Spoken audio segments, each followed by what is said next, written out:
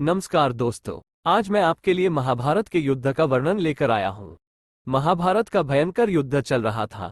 लड़ते लड़के अर्जुन रणक्षेत्र से दूर चले गए थे। अर्जुन की अनुपस्थिति में पांडवों को पराजित करने के लिए द्रोणाचार्य ने चक्रव्यूह की रचना की।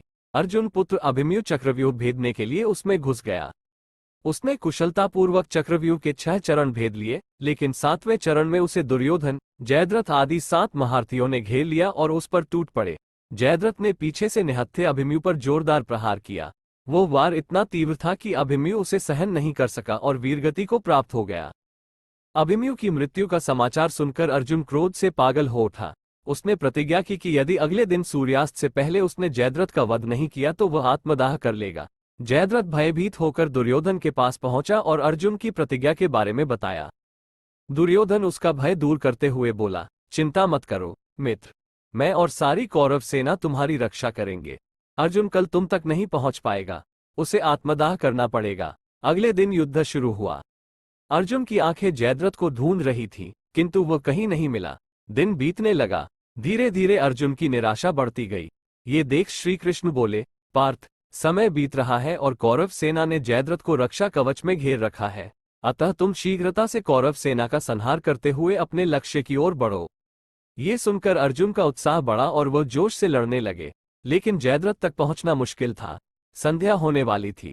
तब श्रीकृष्ण ने अपनी माया फैला दी। इसके फलस्वरूप सूर्य बादलों में छिप गया और संध्या का भ्रम उत्पन्न हो गया।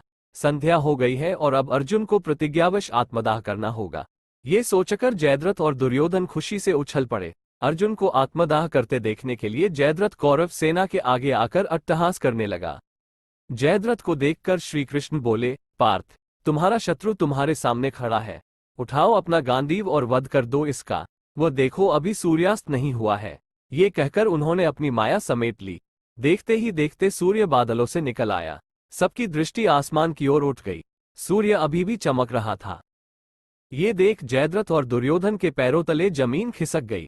जयद्रथ भागने को हुआ, लेकिन तब तक अर्जुन ने अपना गांडीव उठा लिया था। तभी श्रीकृष्ण चेतावनी देते हुए बोले, हे अर्जुन, जयद्रथ के पिता ने इसे वरदान दिया था कि जो इसका मस्तक जमीन पर गिराएगा उसका मस्तक भी 100 टुकड़ों में विभक्त हो जाएगा। इसलिए यदि इसका सिर जमीन पर गिरा तो तुम्हारे सिर के भी 100 टुकड़े हो जाएंगे। हे पार्थ, उत्तर दिशा में यहाँ से 100 योजन की दूरी पर जयद्रथ का पिता तप कर रहा है। तुम इसका मस्तक ऐसे काटो कि वह इसके पिता की गोद में जाकर गिरे। अर्जुन ने श्रीकृष्ण की चेतावनी ध्यान से सुनी और अपनी लक्ष्य की ओर ध्यान कर बाण छोड़ दिया। उस बाण ने जयद्रथ का सिर धड़ से अलग कर दिया और उसे लेकर सीधा जयद्रथ के पिता की गोद में जाकर गिरा। जयद्रथ का पिता चौंक कर उठा तो उसकी गोद में से सिर जमीन पर गिर गया।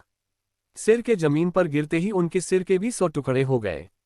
इस प्रकार अर्जुन की प्रतिज्ञा पूरी हुई। धन्यवाद। दोस्तों, आपको ये कथा अच्छी लगी हो तो चैनल को सब्सक्राइब करें और बेल आइकन को दबाना न भूलें।